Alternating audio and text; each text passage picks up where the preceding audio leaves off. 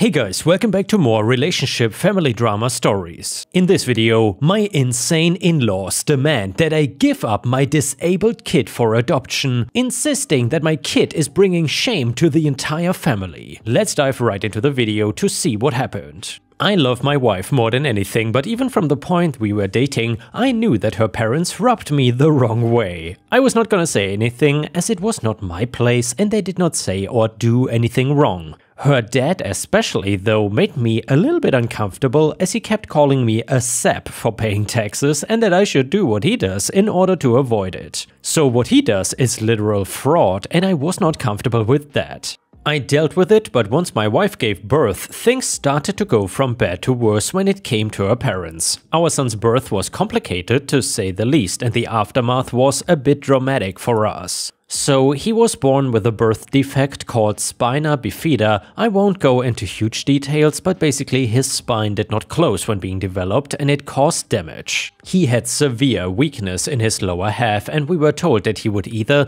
end up walking with crutches or even being in a wheelchair. Time would tell. As a baby, my in-laws totally ignored what we said and instead started to come up with random solutions that would basically make him hit the development milestones that we knew were not gonna happen. They went as far to tell us when he got to crawling age to not feed him, and then when he was hungry enough, he would crawl for food. We did not listen to that, of course, and loved our son regardless. More time passed and it was clear that he was not gonna be able to walk or support his weight, even with crutches, and would need to use a wheelchair. Honestly, for us, that was the least of our concerns, as it was not medically dangerous. We were more worried about things like spinal fluid leaking and him needing surgeries. Actual problems, you know? Now, my parents were the total opposite and did research and everything to actually help us figure out what to do. We did not mind the help either, since we were first-time parents and didn't know what we were doing. We needed a village and her family was not gonna be useful at all on that front. When it hit the point of it showing that he was not gonna walk was when I had a very uncomfortable dinner with the in-laws. The emotions were high as it was clear that they were angry about something, but we had no idea what it was until my father-in-law spoke. Father-in-law: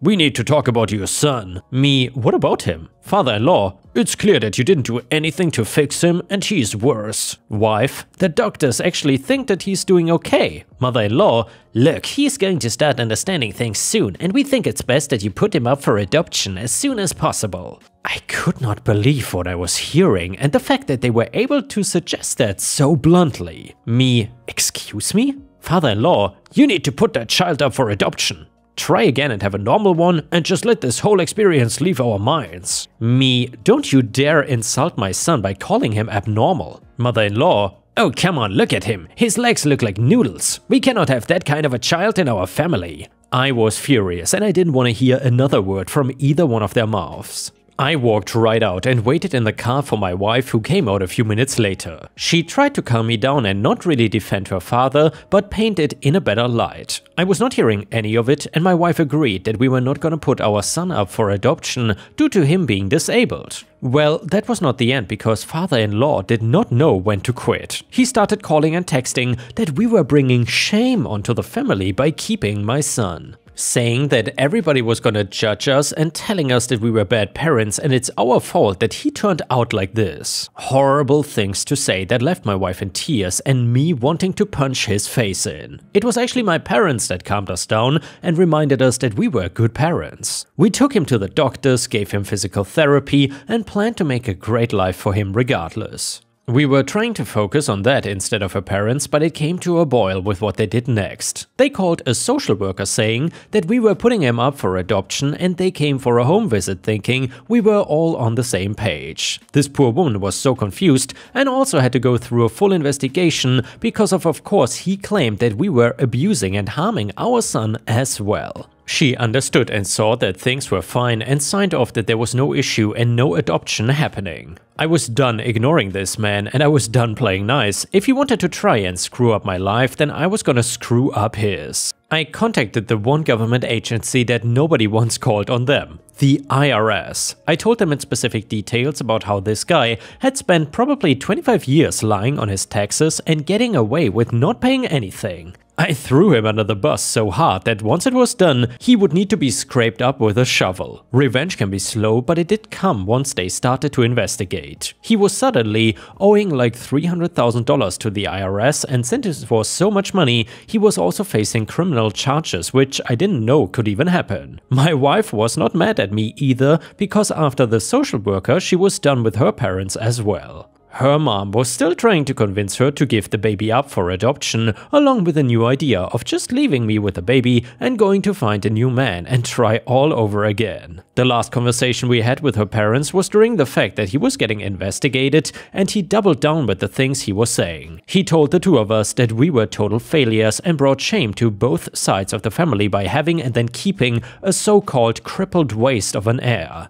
An heir to what I have no idea, because we don't have any old money or anything. We were in no contact with her family at that point, and my mom really did step in as a mother figure for my wife. Since then, it has been a few years, and my son is still healthy and doing well despite everything. I know the world is not gonna be the nicest to him, but we will protect him as long as we are able to. In our eyes, he is perfect, and we would not want to hit a reset button or give him to somebody else. We did not hear from her family anymore since they were all blocked, but we did manage to hear that the IRS was cracking down hard on her dad and he was on house arrest for a while. My guess is that they had to get rid of any assets to try and pay back the government for what they took. I usually don't care people screwing over the government or big businesses. If you mess with me or my family though, I'm gonna make sure the thing you bragged about is gonna bite you right in the behind later. We had the same mentality of family being the most important thing, but in different ways. They just cared about appearances while we cared about the actual human being that is our son.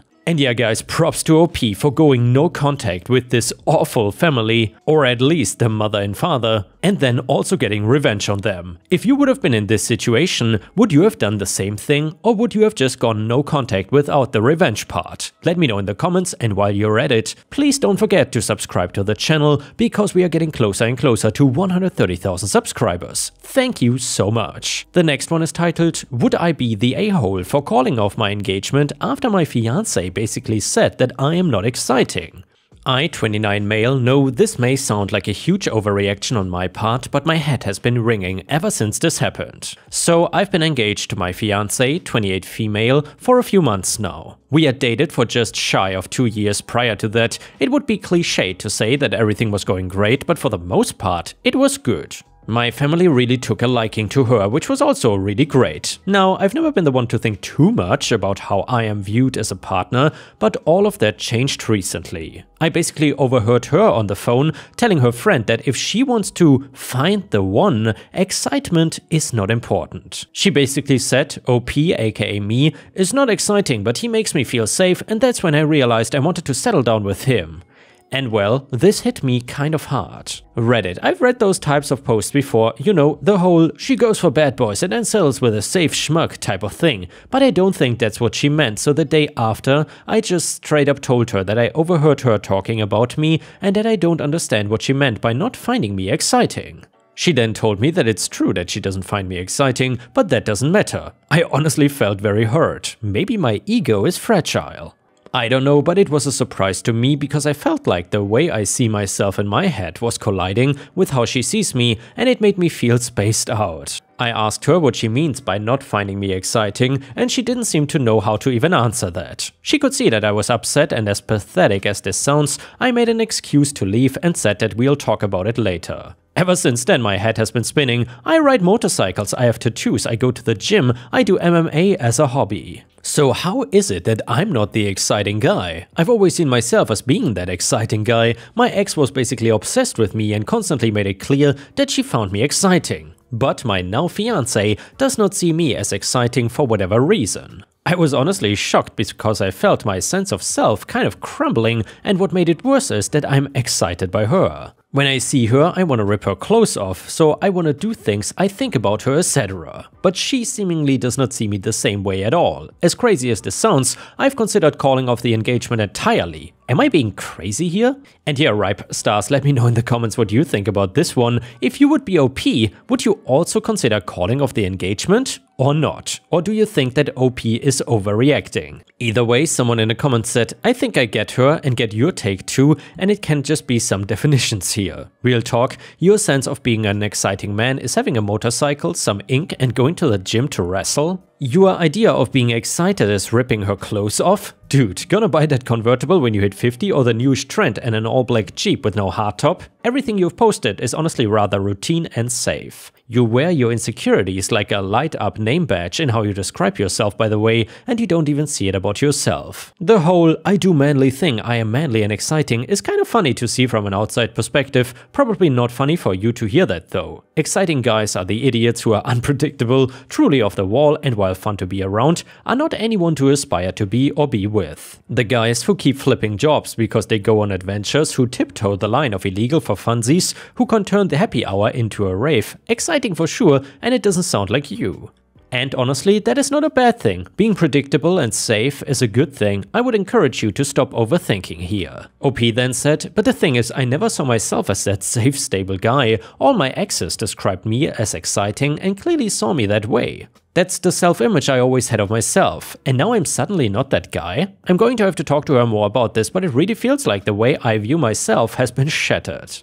Very hard to describe the feeling. Someone else said, not the a-hole for feeling hurt, and your partner did you no favors by not answering the question. Spiraling is gonna lead to the end of the relationship for certain. However, I wouldn't call it off just yet. She really just needs to explain the whole exciting thing. Some women with crappy relationship past think that exciting is toxic behavior, cheating, disrespect, etc. And maybe she has kinks, who knows? Your view of excitement is probably different. Definitely talk before pulling the plug. She could have said this all wrong, or if it's the worst, you at least knew before you got married and it's easier to break up than divorce. Update to the story, the last few days have been a roller coaster of emotions. There were a lot of interesting perspectives from both male and female posters. It seems that the female poster said that being seen as safe is a really great compliment, whereas the male poster said I should run for the hills. Certainly an intriguing insight into how men and women see things differently. So I ended up talking to my fiancé about what she meant. She seemed really nervous and knew that she had upset me.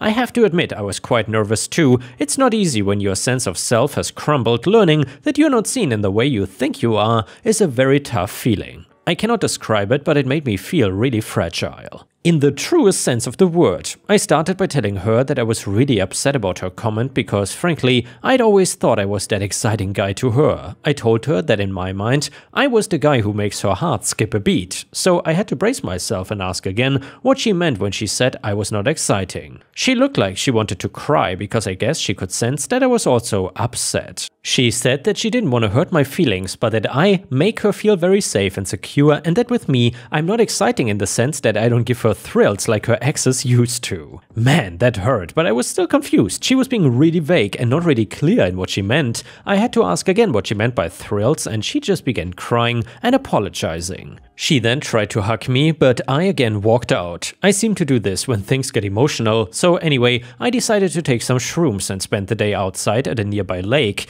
This helped me clear my mind and come to some devastating realizations about myself. I think what I realized was that I was lying to myself. Another commenter said it, which I didn't want to admit, which is why I'm more into her than she is into me. I didn't disclose this on my first thread, but she never initiates intercourse. I don't think she has done that once. With my exes, they always initiated with me. You see, my fiancé is beautiful to the point where I wonder how I landed her, but you see, that was the issue. Because I was so attracted to her, I wanted her approval, and I know that sounds pathetic, but I was able to overlook red flags, such as her lack of initiating intercourse. I thought if I stayed with her, she would like me the way I like her. But now here's the kicker. I thought that if I proposed to her, then over time I could win her over. I've been with women who were madly into me, and my fiancé just didn't behave like them at all. In addition to never initiating, she never complimented me much. It was always one-sided. A lot of this begs to question, why would she even be with me? I think that she saw me as someone who could provide stability, and I guess maybe she thought my exterior, tattoos, motorcycles, MMA, craft beer, was a facade. And by the way, ripe stars, I gotta say one thing, I'm not sure how either one of those things, except for motorcycles, they are awesome of course, make you an exciting person. Then again, what the F does exciting even mean? I know plenty of people that absolutely cannot hold a conversation and they are absolutely into craft beer and MMA. Anyway, I mean, maybe she was kind of right. Not that I don't enjoy those things, I do, but I'm able to have that lifestyle because my parents are wealthy doctors. Maybe she thought I was cosplaying as a bad boy, and then in actuality I'm a loaded rich kid who provides stability. The other insight I had was that, truth be told, I didn't want to actually get married. I definitely do one day, but I didn't really think it through. I thought to myself that if I propose, I will grow accustomed to the idea of getting married, but the truth is, I kinda want to continue my lifestyle as it is, which involves riding my motorcycle, fixing muscle cars, traveling across the country, going to festivals, etc. Do I want to get married one day? Of course, but I want to be with a woman who is really crazy about me. Someone who compliments me a lot, initiates intercourse, etc. So I ended up talking with her later on and telling her that I want to call things off and end things. I won't bore you with the details, but yes, she cried a lot, even got angry, said I wasted her time. I told her that it wasn't anything she did, but she didn't buy that and kept pressing. She told me that I misunderstood her comment, but I told her she could not even clarify what she thought. It ended with me telling her that I have nothing against her, but that I'm just not ready for marriage. I told her that the lifestyle I want to continue, in addition to me not feeling the connection I thought I had with her, was why. It ended quite predictably, but I think going forward I'm going to see a therapist to sort my insecurities out as well as find someone more compatible with myself. And a user in the comments said she still didn't answer what the exes did that was so thrilling. I said it in your first post and I'll say it again, some people think of toxicity as a thrill and I have a feeling that's what it is. At least you attempted to get an answer and sorry, it was not the one you deserve to hear. Feeling loved and safe is an important feeling and it is what set my partner apart from me. Definitely did not make him boring. Please don't change yourself on account of her crappy mindset. I laughed when she said you wasted her time, the lady does project too much. And yeah, Ripe Stars, I gotta say that I think OP in the end dodged a bullet with that relationship because it really did not seem like they were all too compatible with each other. Let me know what you think about this in the comments. And now let's move on to the next story. It starts like this. Here in England, we like to look after our trees and tree crime is taken very seriously, especially in the wake of climate awareness. You can get into a lot of trouble if you so much as forcibly remove a single branch of a protected tree. Even if the branch is deceased, you have to fork out a lot of money to get an arborist to assess and decide in a professional manner if a tree needs to be trimmed at all.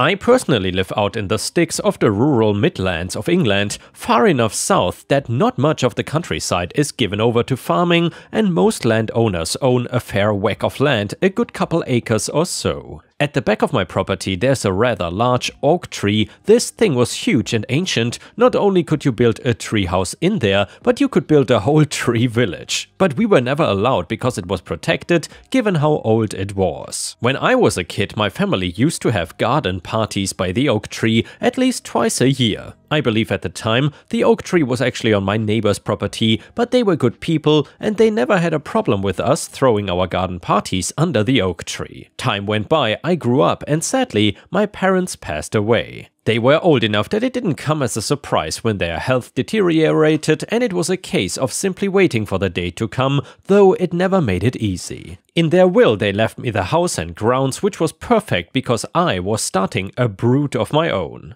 I decided right away that I wanted to keep the annual tradition alive and always had my family and friends around for garden parties under the old oak tree. My neighbors were so pleased that the house was being kept in my family and that we would remain neighbors. Sadly, that didn't last long. They were ancient themselves and a few years later they passed on too. I was shocked when they had left the grounds around the old oak tree to my family, extending the borders of my property a little bit. I was determined to carry on the tradition in their honor as well as my parents. The winter season came around, the partying stopped for a little while and Karen, along with her brood, moved into the now empty house. I did not hear anything of them for months. I saw the removal lorries, caught sight of a distant figure I thought might have been Karen, but beyond that I never spoke to her once. That was until the spring. I would hear rumors every time I went into the local pub, and the patrons seemed to only ever talk about how Karen kept making outrageous demands of the villagers. She had ordered Mike, the milkman, to always come to her house first so that she could get the freshest milk.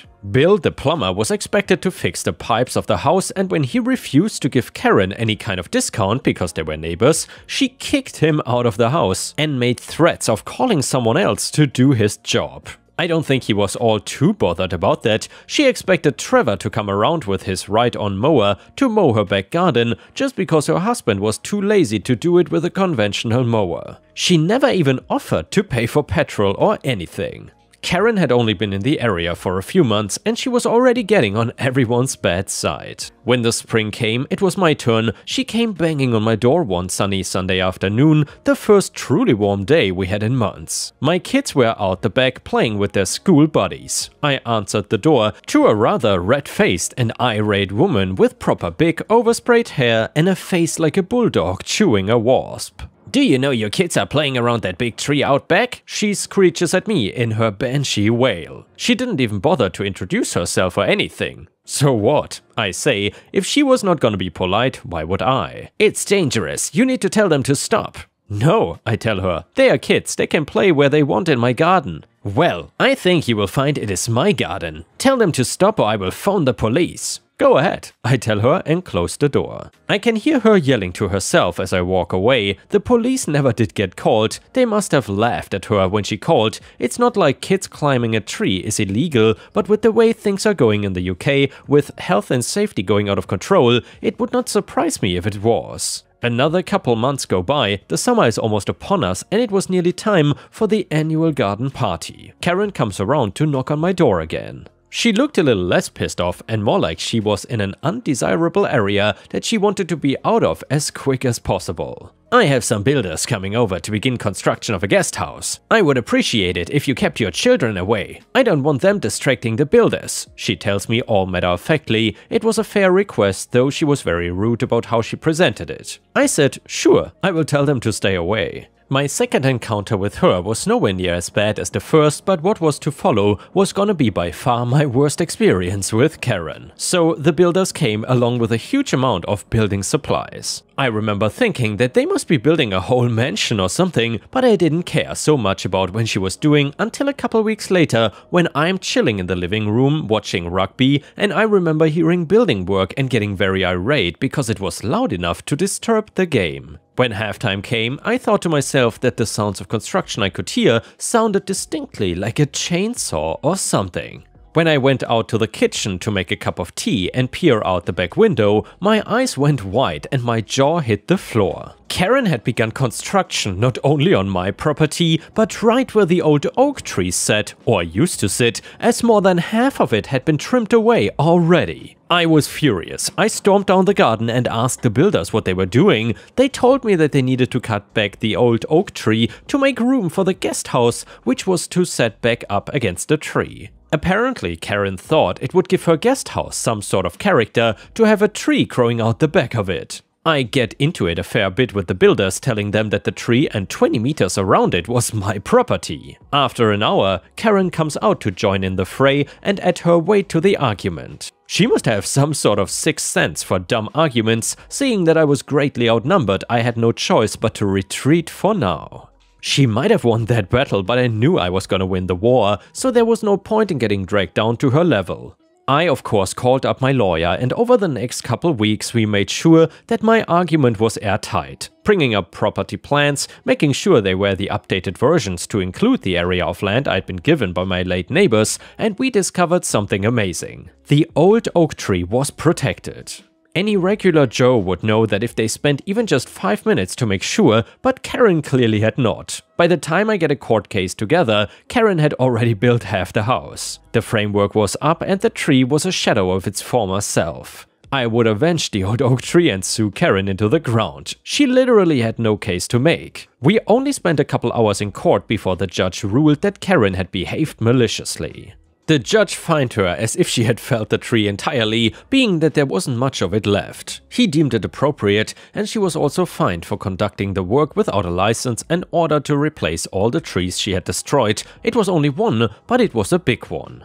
That was not the last of it either. The judge went on, and I could not see any end to the list of charges the judge was bringing against her. My lawyer had done his job and then some. She was fined for building on someone else's property without their permission, fined for trespass and disregard for local horticulture. That was a new one on me. In the end, she had to pay out a whopping 90,000 British pounds, which is, by the way, around $115,000. Anyway, that was not the last of it either. I heard a rumor down the local that the construction company were also planning on suing her for some kind of mistreatment and misrepresentation. And yeah guys, with this we have reached the end of the video. However, if you cannot get enough of my content, please don't forget to subscribe to the channel to not miss any of my daily uploads, and also check out my podcast by searching for Ripe Stories on Spotify, Amazon, Audible and other podcast platforms. You will often find exclusive episodes and early access to new content. Furthermore, please check out my Patreon by going to patreon.com/ripeyoutube or my YouTube membership program for even more exclusive stories. Thank you so much, and I will see you again tomorrow.